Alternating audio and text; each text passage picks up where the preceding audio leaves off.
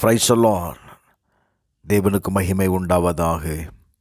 ஆண்டவரும் இரட்சகருமாய் இருக்கிற இயேசு கிறிஸ்துவின் இணையற்ற நாமத்தினாலே இந்த கால வேளையில் உங்கள் யாவரையும் நான் வாழ்த்துகிறேன். இந்த நாளுக்கான தேவனுடைய வார்த்தை ரூத் 2வது அதிகாரம் 12வது வசனம். உன் செய்கைக்கு தக்க பலனை கர்த்தர் உனக்கு கட்டளையிடுவாராக.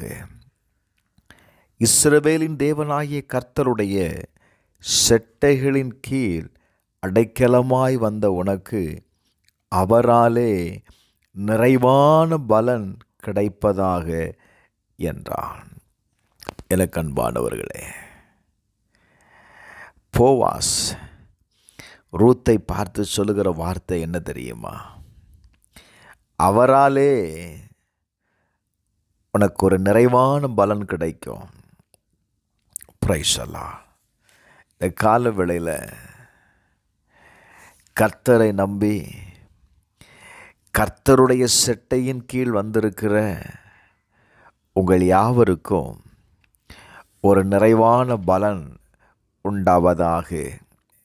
இந்த ரூத் தன்னுடைய கணவன் இறந்து விட்டான். இனி மாமியாரோடு கூட வாழ முடியாது. மாமியார் சொல்லுகிறார்,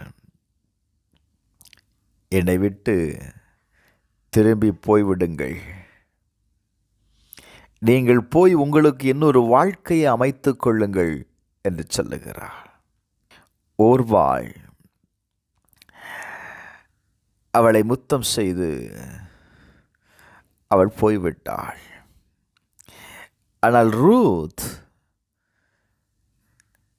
என்ன சொல்றார் பாருங்களேன், அவளை விடாமல் பற்றி கொண்டாள்.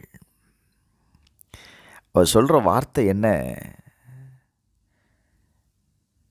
நான் உம்மை பின்பற்றாமல் உம்மை விட்டு திரும்பி போவதை குறித்து என்னோடு நீ பேச வேண்டாம்.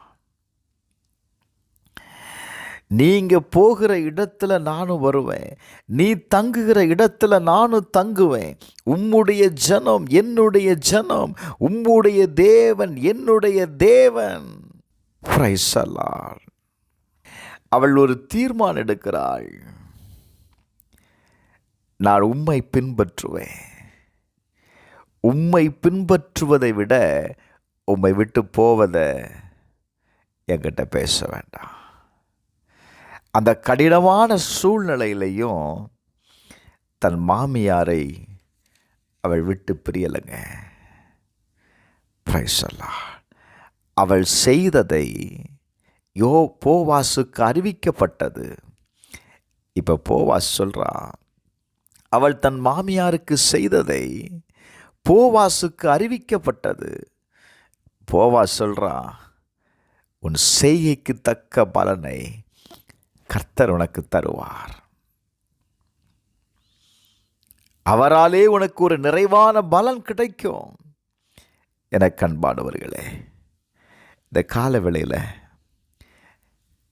கர்த்தர் நம்மை பார்த்து சொல்லுகிற ஒரு வார்த்தை என்ன தெரியுமா? இவ்வளவு கஷ்டத்திலையும் இவ்வளவு கடினமான பாதையிலையும் என்னை விட்டு போகாம என்னை நீங்கள் பின்பற்றினபடியினால உனக்கு நான் ஒரு நிறைவான பலனை நான் உனக்கு தருவேன்னு ஆண்டவர் சொல்கிறார். Glory to God. இந்த காலவெளியில் நீங்கள் எப்படிப்பட்ட சூழ்நிலை இருந்தாலும் சரி, கர்த்தர் அவருடைய செட்டையின் கீழ் வந்திருக்கிற உங்கள் ஒவ்வொருவருக்கும் ஒரு நிறைவான பலனை கர்த்தர் கட்டாயம் கொடுப்பாருங்க. சங்கீதம் 63:7 வாசிக்கும்போது, நீர் எனக்கு துணையாயிருந்ததினால் உமது செட்டைகளின் நிழலில் களிகூறுவேன். கர்த்தர் உனக்கு துணையாயிருப்பார். ரூத்துக்கு போவாஸ் துணையாய் இருந்தார். இந்த காலவெளியில் நான் சொல்லுவேன், கர்த்தர் உங்களுக்கு துணையாக இருப்பதை நீங்கள் பார்ப்பீங்க. ஜெபிப்போமா?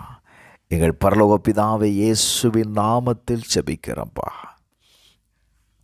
உம்மை பின்பற்றுகிற, உமது செட்டையின் கீழ் வந்திருக்கிற ஒவ்வொருவருக்காக ஜெபிக்கிறேன். இந்த கால வேளையில் ஒரு நிறைவான பலனை கர்த்தர் கொடுத்திருங்கப்பா. அவர் செய்கிற காரியத்தில் ஒரு நிறைவான பலனை கர்த்தர் உண்டாவதாக. அவங்க செய்கிற எல்லா காரியத்திலையும் கர்த்தருடைய தயவு, கர்த்தருடைய ஆசீர்வாதம் உண்டாவதாக என்று சொல்லுகிறேன். இயேசுவின் நாமத்தில் ஜெபிக்கிறேன் நல்ல பிதாவே. ஆமென், ஆமென்.